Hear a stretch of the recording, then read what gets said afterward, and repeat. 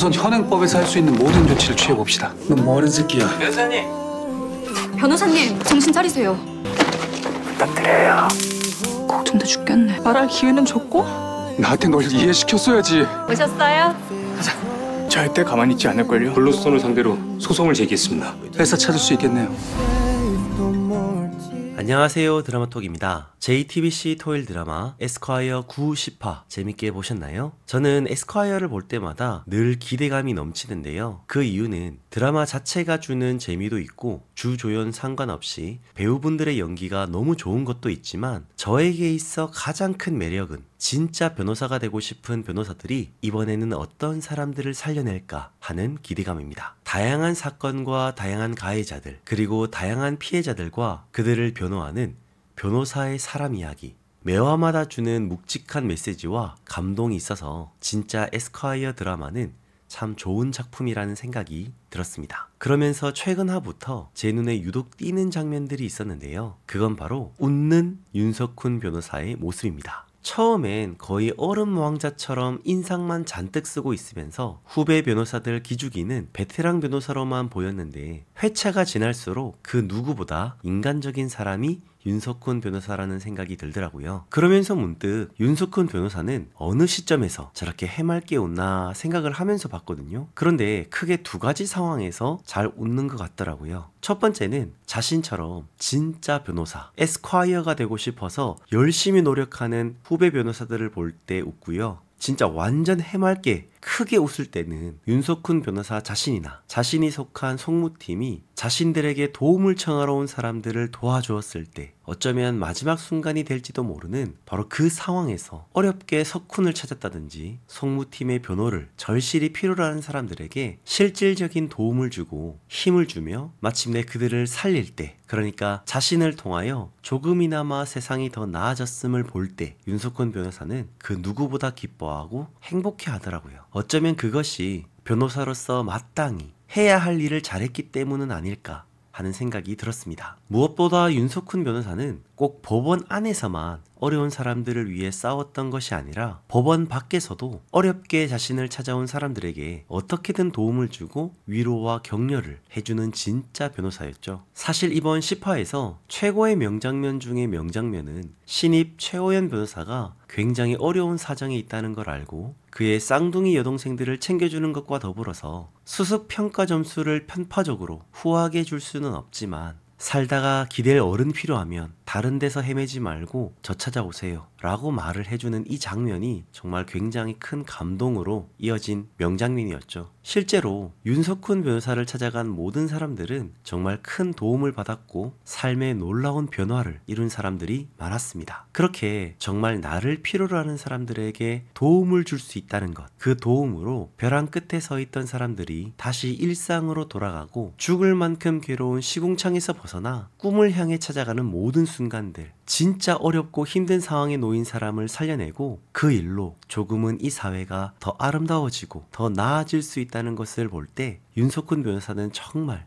기쁘고 즐거워서 행복하게 웃는 것 같았습니다. 정의롭고 인간적인 사람, 누가 봐도 합리적인 어른이 우리 주변에도 있다면 우리가 사는 세상이 조금은 더 나은 세상이 되겠다라는 생각이 들었고요. 부족하지만 나도 그런 사람이 되면 좋겠다는 마음과 함께 표현이 다소 부족해도 너무 멋진 윤석훈 변호사의 모습을 보면서 많이 배우게 되었습니다. 에스콰이어 9화는 아동학대범과 피해 아동의 주치의가 연루된 재판을 다루고 있고요. 10화는 학폭 피해자와 가해자가 연루된 재판을 다루고 있죠. 9화를 보면서 느꼈던 건 우리 인생을 돌아볼 때 지난날 내가 어떻게 살아왔는지가 얼마나 중요한지를 참 많이 느낄 수 있는 에피소드였습니다. 사람의 목숨은 다 똑같이 소중한데 그럼에도 우리가 그 가치를 매기게 된다면 지금까지 그 사람이 이 세상에 살면서 어떻게 살아왔는지를 통해 공식적이진 않아도 개인적으로 서로 매겨보는 가치가 다름을 알게 되었습니다. 법은 모든 사람들에게 공평하게 적용되어야만 하지만 이 드라마는 법이 모든 문제를 시원하게 해결해주지는 못하는 한계성도 보여줍니다. 또한 이 법을 다루고 있는 검사나 변호사도 완벽하게 딱 떨어지는 로봇이 아니라 한계가 있고 감정이 있는 사람임을 이 드라마는 여실히 보여주죠. 그러면서 오히려 이 드라마는 시청자들에게 되묻는 것 같았습니다. 당신이라면 본인이라면 이 상황에서 어떤 선택을 하겠습니까? 라고요. 있는 그대로 법이 착착착 진행되면 물론 좋겠지만 모든 문제나 사안들이 항상 그렇게 쉽게 풀리지만은 않는다는 것을 에스콰이어 작품은 조금은 극적인 장치를 사용하면서도 솔직하게 있는 그대로를 우리에게 보여줍니다. 사실 이번 에스콰이어 10화는 정말 제 마음에 조금 오래 남았는데요.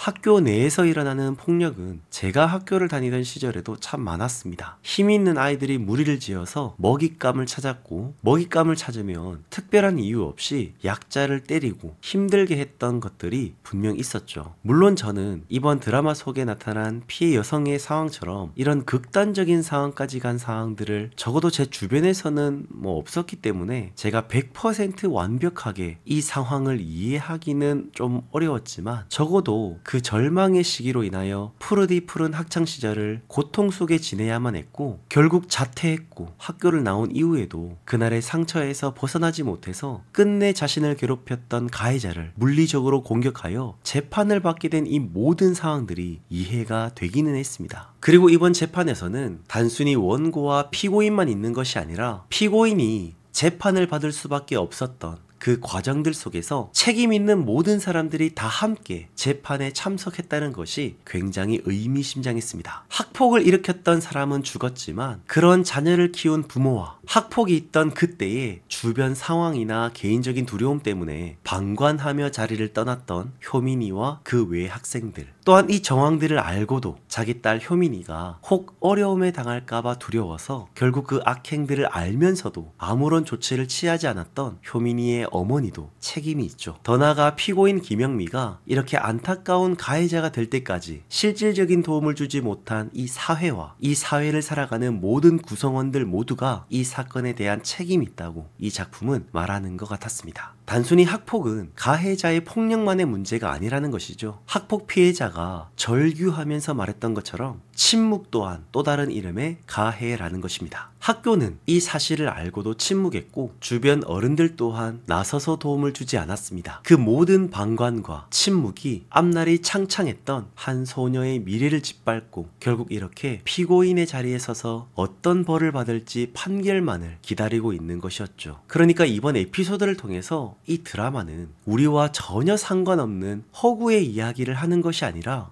진짜 우리가 사는 이 세상에서 일어나는 일들이며 이것을 우리가 제대로 알고 관심을 가져야만 더 나은 세상을 살 수 있다는 메시지도 포함되어 있다는 것입니다. 그러니 그냥 재미로만 볼 수는 없고 공감하면서 이해하면서 보게 되더라는 것이죠. 이번 에스콰이어 10화가 정말 좋았던 점은 과거에 그렇게 방관했고 침묵했던 사람들이 적극적으로 피고인을 변호했고 최선을 다해서 목소리를 내었습니다. 분명 부끄러운 과거가 있었고 그 일에 대해서 변명할 수는 없지만 적어도 지금은 다른 과거 그때보단 더 나은 선택을 함으로써 과거의 실수와 잘못을 사과하고 늦었지만 지금이라도 잘못된 것을 제대로 잡아보려고 애쓰는 그 모든 과정들을 보는 것이 저에겐 진짜 너무 가슴이 벅찼던 감동적인 순간이었습니다. 형사재판이지만 결국 법은 단순히 피고인을 형사처벌한 후에 사회에서 완전히 매장시켜버리는 것이 아니라 자신의 죄값을 충분히 치르면서 스스로 잘못을 인정하고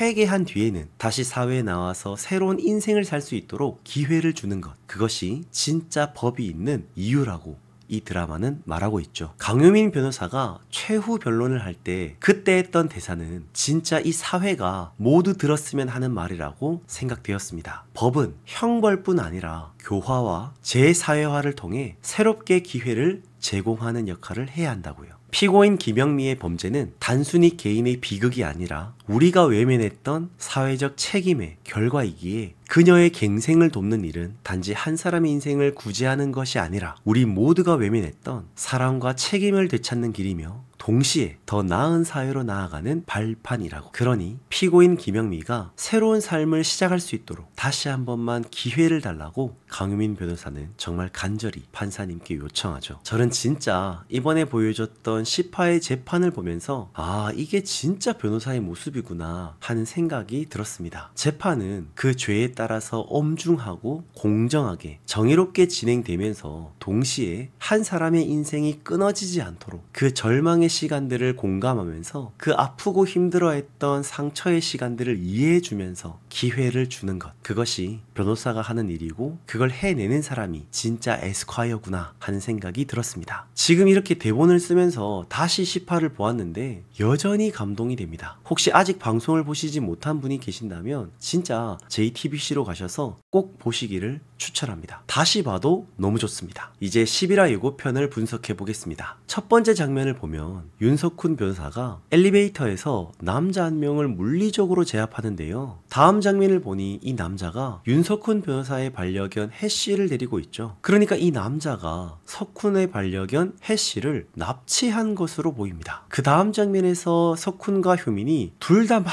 엄청나게 놀라면서 입을 막고 있는데요. 아마도 이 남자가 해씨를 학대까지 하는 것으로 보이죠. 이러한 상황에서 석훈은 이성을 잃은 것처럼 보이고요. 효민이는 석훈에게 정신 차리라고 하죠. 그런데 다음 장면에서는 또 석훈과 의문의 남자가 만나는데 놀랍게도 남자에겐 전기 충격기가 있는 것을 볼 수 있습니다. 도대체 이게 무슨 일인가 싶을 정도로 뭔가 심각한 상황을 연출하는 것 같네요. 어쩌면 에스콰이어 11화에서는 윤석훈 변호사의 가장 아픈 부분들, 그 상처가 심각하게 터지면서 진짜 큰 위기에 놓일 것 같습니다. 그렇게 냉철한 윤석훈 변호사가 가끔씩 이렇게 이성을 잃고 너무 저돌적으로 나가는 모습이 있으니까 효민이가 굉장히 걱정하고 있습니다. 그런데 더욱 충격적인 건 다음 장면에서 석훈이 전 아내를 찾아가 실망한 표정을 짓고 있는데요. 석훈이 그래도 말은 했어야지 라고 말하자 말할 기회는 줬고 라고 전 아내가 대답하죠. 그리고 너무 큰 실망과 충격, 배신감이 뒤섞인 석훈이 나한테 널 이해시켰어야지 하며 울먹이는 그의 말에 굉장한 안타까움이 느껴지는데요. 아마도 전 아내와 심한 말다툼을 하는 것으로 보이죠. 두 사람이 왜 이렇게 다투었을까? 앞의 내용과 좀 이어서 생각을 해본다면 아마도 해씨가 납치를 당했고 이 사실을 전 아내가 알고 있었으면서도 석훈에게 연락도 안 해주고 상황 설명도 안 해줘서 이렇게 된 것은 아닐까 예측해봅니다. 그리고 혼자서 쓸쓸히 걸어가는 석훈의 모습이 보이는데요. 도저히 납득이 되지 않는 전 아내의 말과 행동 속에서 아마도 석훈은 굉장히 큰 상처를 받은 것으로 보입니다. 그렇게 집에 있는 석훈에게 효민이가 전화를 걸죠. 저 내일 뭐 하십니까? 확실히 직장 내 후배 변호사가 선배 변호사님에게 딱딱하지만 슬쩍 의도가 있는 요청을 하는 것으로 보이죠. 아마도 내일 시간 좀 내달라는 말일 것입니다. 에스콰이어 11화에서 석훈은 지속적으로 힘든 모습을 효민이에게 노출했던 것으로 보이죠. 석훈이 힘든 모습을 바로 옆에서 지켜본 효민이는 그걸 그냥 두고만 볼 수는 없었기에 우울하고 고독한 동굴에서 혼자 끙끙거리는 석훈을 세상 밖으로 끌어내어 밝은 빛을 보게 하려는 효민이의 의도가 느껴집니다. 그리고 다음 장면을 보면 석훈과 효민 두 사람만 만난 것이 아니라 최호연 변호사의 두 쌍둥이 여동생과 해씨가 다 같이 만나서